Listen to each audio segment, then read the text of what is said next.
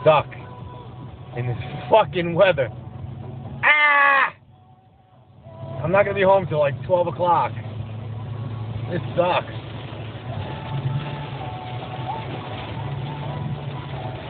This is terrible.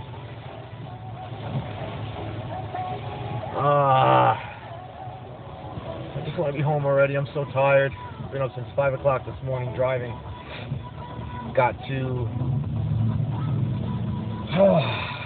Maryland at 1:40, and then ate some lunch, and then left. Got on my way. See it in the back? Look how cool that thing is, man. She's finally home, where she belongs. I'll never get rid of this car again. Well, I didn't get rid of it. My dad sold it on me. It's mine now. No one's taking it from me ever again. Holla.